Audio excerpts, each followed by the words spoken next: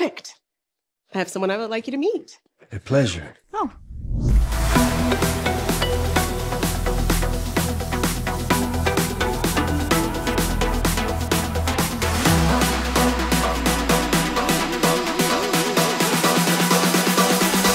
Pedro Pascal is an American actor of Chilean descent. The son of political refugees, he walked a long way toward his goal, overcoming many setbacks. But now, Pedro is known all over the world and receives million-dollar royalties. We will tell you about this difficult path to success in this video.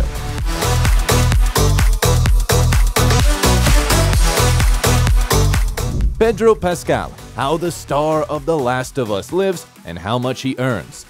Jose Pedro Balmaceda Pascal was born on April 2, 1975 in the Chilean capital, the city of Santiago, in an educated family. His mother, Veronica Pascal Ureta, worked as a child psychologist, and his father, Jose Balmaceda Riera, was a fertility doctor. In those years, Chile was under the rule of Pinochet, and Pedro's parents were involved in the resistance movement against the dictatorship. Shortly after their son was born, they were forced to flee to escape repression. First, Jose and Veronica asked for asylum at the Venezuelan embassy in Santiago, then moved to Denmark until they finally settled in the United States. Pedro and his older sister Javiera spent their childhood in Texas and California, and younger brothers Nicolas and Lucas were born there. In 2021, it was revealed that Lucas had changed gender and identifies as a woman named Lux, and Pedro supported this decision. Forced migrants, Jose and Veronica could not return to their home country, but sometimes they sent their children to see their relatives. Pedro made his first independent journey when he was only 4 years old.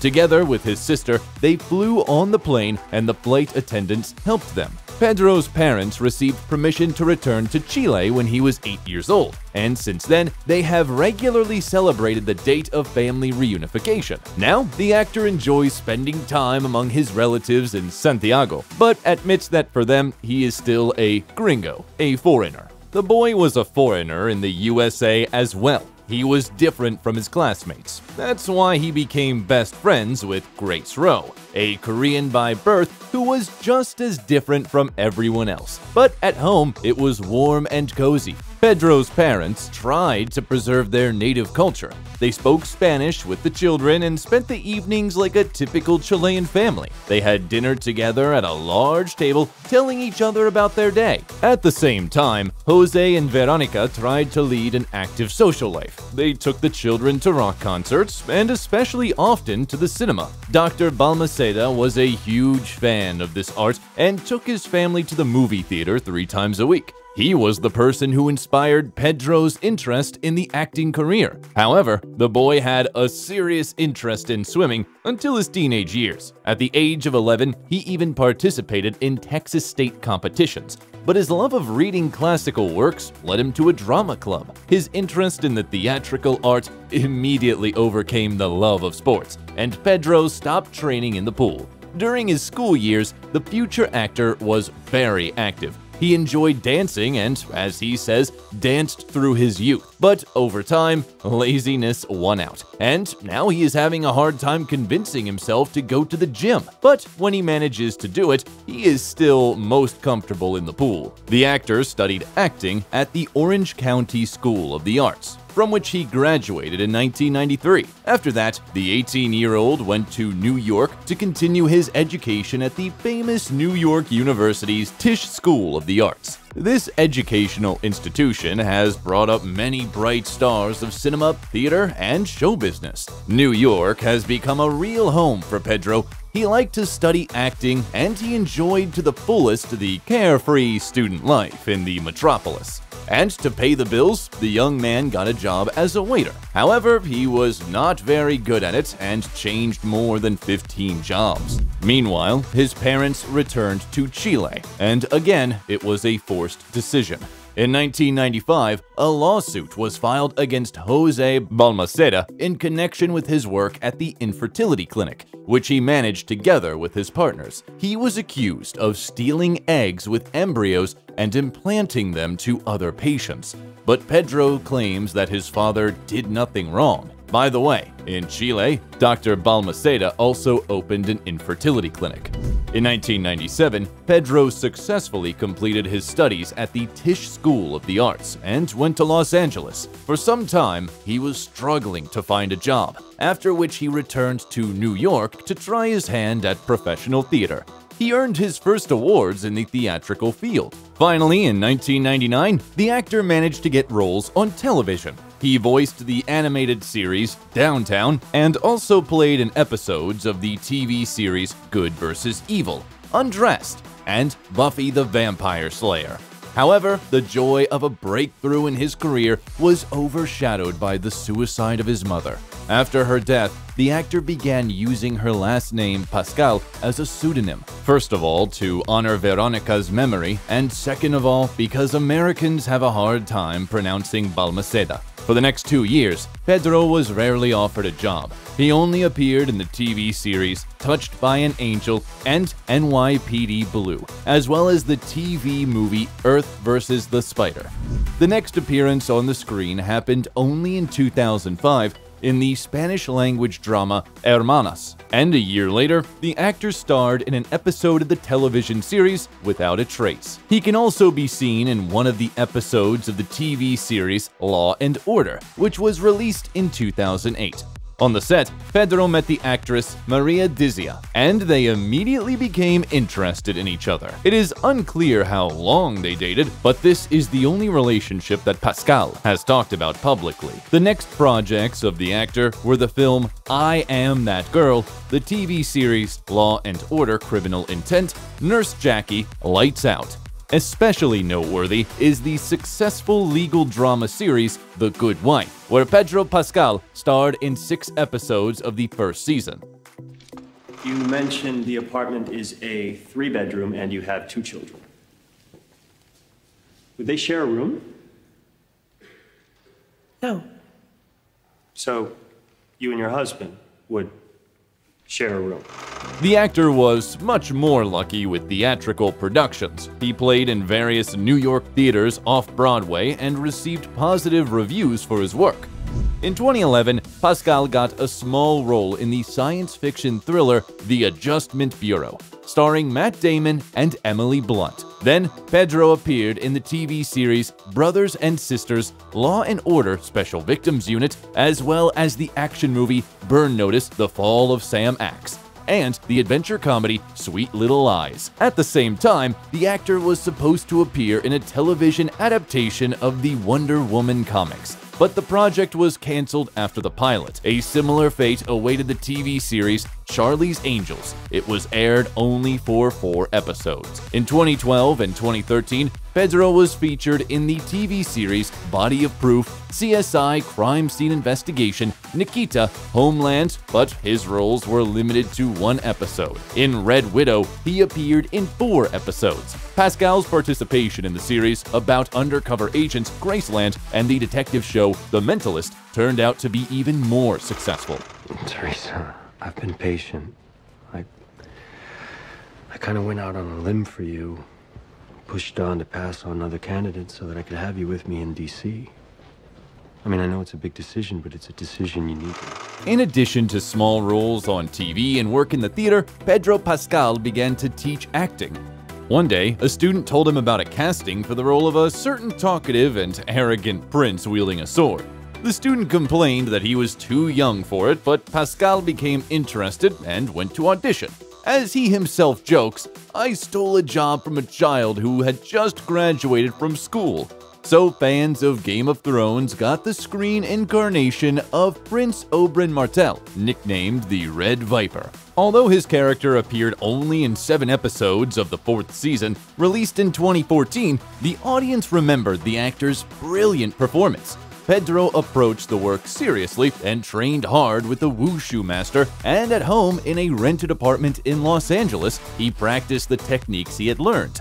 Even at the audition, he came up with an elegant accent for his character, which he borrowed from his father. Even without reading the books that form the basis of the series, the actor decided that Prince Oberyn should speak differently from other characters.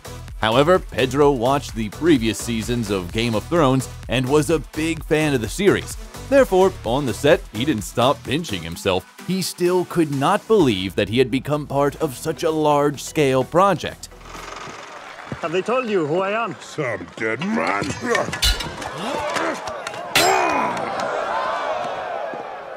I am the brother of Elia Martel.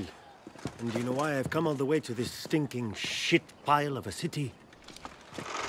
On the first day on the set, Pascal was insanely nervous, especially because one of his biggest scenes was filmed with his colleague, Peter Dinklage. After Game of Thrones, the actor had more filming offers. In 2015, he played one of the lead roles in the horror film Blood-Sucking Bastards, but received fairly average reviews from critics.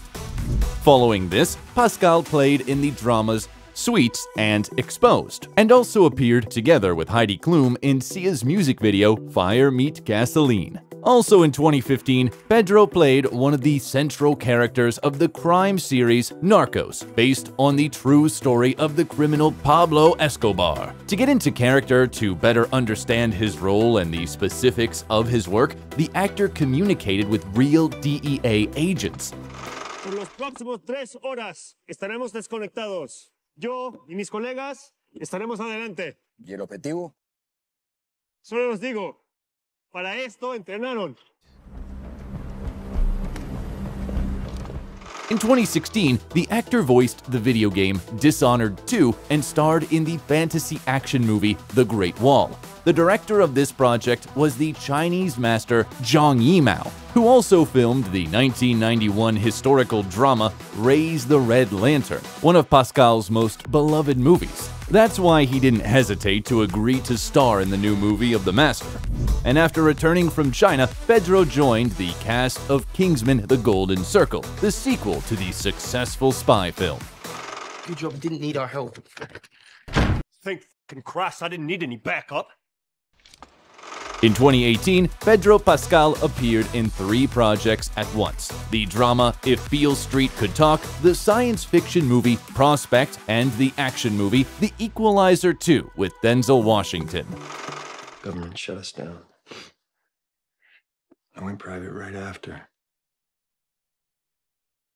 Doing the same things you and I did for God and country, killing names on a piece of paper, only now. In March 2019, Netflix's action-packed thriller Triple Frontier was released. And in November of the same year, the actor starred in the series Mandalorian, which is an integral part of the Star Wars universe. The series takes place 5 years after the events of Return of the Jedi. Pascal played the main role of the lonely bounty hunter Din Djarin. Despite the fact that most of the screen time his face is hidden behind a helmet, this role gave a new boost to the career of the actor. You need to drop your rifle. I'm a Mandalorian. Weapons are part of my religion. On the eve of the filming of the second season, there were rumors that Pedro Pascal was unhappy with the fact that his character had faded into the background, and other characters were pulling all the attention to themselves, mainly Baby Yoda. It was even rumored that the actor threatened to leave the project, but this was not confirmed. Moreover, everyone with whom Pedro worked speaks of him as a merry fellow and a people person. But his colleague, Gina Carano, had to leave the series because of a scandal in the social media. She compared the Holocaust to criticism of Republicans, and Lucasfilm terminated her contract. This scandal drew attention to Pascal's old post. In it, the performer of the role of Din Djarin also made a comparison of the events of World War II with modern realities in the United States, criticizing President Trump's immigration policy. Internet users called for Pedro to be punished, but there were no consequences for him. The actor will appear in the 3rd season, which will be released on March 1st this year. After The Mandalorian, the actor starred in the superhero action movie Wonder Woman 1984, which premiered in December 2020. He got the role of the villain businessman Maxwell Lord, who hates people with extraordinary abilities. Have we met before? You look familiar. Do the thing. Do the thing. Life is good, but it can be better. Oh my gosh, from TV. Soon, Pedro appeared in the family superhero film We Can Be Heroes and voiced a character in the web television miniseries Calls.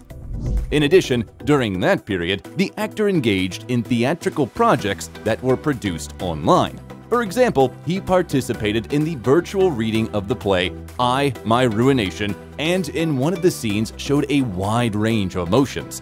This clip of the actor laughing and then crying has become a meme. In 2022, Pascal appeared as a Mandalorian in several episodes of the series The Book of Boba Fett. Or rather, on the screen we see the double because Pedro was busy filming the series The Last of Us, and during the breaks recorded his voice line for the role of Din.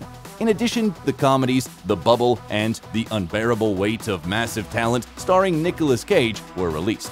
Working in the latter became a challenge for Pedro, and he took a new look at acting. A fun fact is that during the shooting of one of the scenes, he crashed 14 cars. Fortunately, he himself was not injured. Sorry, but you can't quit acting, you can't! That's none of your business. Whether you like it or not, you have a gift. And that gift brings light and joy to an increasingly dark and broken world. At the end of last year, filming of the long-awaited HBO series based on the video game The Last of Us was completed. Pascal played the main character, the smuggler Joel, and his partner was Bella Ramsey in the role of the teenager Ellie. At first, Pedro was even a little scared to communicate with the young actress, but they quickly became friends on the basis of a shared fear of not meeting the expectations of fans. The actor completely trusted the creators of the series when working on his character. He didn't even study the original video game out of fear of imitating Troy Baker too much, who animated Joel with motion capture technology. Although he attempted to play The Last of Us with his nephew, the actor quickly realized that he has absolutely no skills to do so. The first episode was released on January 15, and on the first night after the premiere, gathered 4.7 million viewers in the United States alone. This is the second highest number of views for a debut episode in the history of the service after House of the Dragon. We're not sick. Sir, we are not sick! Initial reviews by the Western media were also positive. The media reported that this is a perfect adaptation, which is true to the original source in almost everything. The show does sometimes repeat scenes from the original game frame by frame. The actors, including Pedro Pascal, also received praise. By the way, for the first season of 10 episodes, he received $6 million. $600,000 per episode. Most likely, this amount is indicated without taxes, union dues, and other mandatory deductions. The series has already been renewed for a second season, so perhaps the actors' fees will grow even more. First time in a car? It's like a spaceship. No, it's like a piece of shit Chevy S10, but it'll get us there. I think. With the release of The Last of Us, Pedro's popularity has grown greatly, which, at least for now, he is very happy about. He is happy to communicate with fans if they approach him on the street. This mostly happens when the actor is either going to or coming from work, because he does not go to bars and clubs, preferring to spend time at home. By the way, Pascal lives in New York, but prefers not to let the media inside the apartment. He is equally careful to keep his private life out of the public eye and does not comment on rumors. And they appear frequently. Thus, Pedro was attributed a romance with a colleague from Game of Thrones, Lena Headey, and even suspected that he is the father of her daughter. However, it later turned out that the girl's father is another man, and Pascal and Headey have exclusively friendly relations. Another close friend of the actor is Sarah Paulson, with whom they were friends since the age of 18. The media spread rumors that they dated as well, but since neither Pedro nor Sarah confirmed anything, the rumors quickly faded. Pascal sometimes goes out on red carpets accompanied by another of his friends, Amanda Peet. And in 2015, paparazzi caught him together with the actress of the series, The Mentalist, Robin Tunney. At the same time, they came to the Emmy Award ceremony together, but it is unlikely that there was anything more than friendship between them, because the girl was in a relationship and engaged. Another actress, Ana de la Reguera, Pedro's colleague on the TV series Narcos, was included in the list of potential girlfriends of the actor, however, but it was limited to a friendship as well. Our hero's lack of officially confirmed relationships with women has given rise to rumors about his sexual orientation, especially since he always stands up for the rights of the LGBTQ+ community. Nevertheless, this is only speculation, because Pascal's transgender sister Lux is a member of this community whom he supports in every possible way. Finally, in 2020, Pascal was seen on the beach with actress Elizabeth Reeser, known for her role as Esme Cullen in Twilight. However, even in this case, it's unclear whether they are connected by romantic or only friendly relations. It's not difficult to notice that there is a lot of sci-fi in the filmography of Pedro Pascal.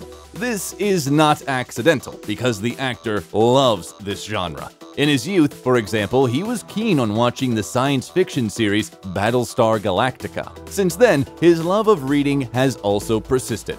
Pedro especially highlights such works as Watership Down by Richard Adams, 100 Years of Solitude by Gabriel Garcia Marquez, Jane Eyre by Charlotte Bronte, as well as the works of Salinger. Pascal admits that if it weren't for acting, he would have taught literature or become a war reporter.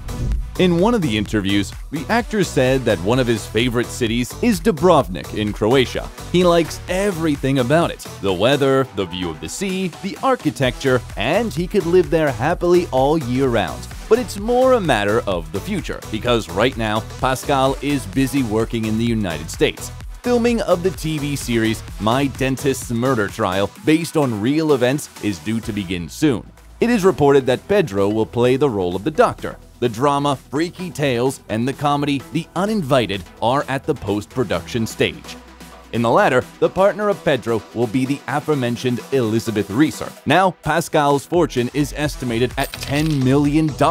Some of them were obtained through advertising contracts with the Chilean wine brand Casillero del Diablo, the Spanish fashion house Lo, for which the actor starred in the video of the perfume Solo Lo, and the Swedish manufacturer of socks, Happy Socks. As for the actor's cars, most often he can be seen driving a comfortable Mercedes G63 AMG SUV, the base cost of which is about $160,000. The media also report the presence in Pascal's garage of the Mercedes-Benz CLK model, one of the best classic Porsche 356 of 1952 and the muscle car Dodge Challenger SRT.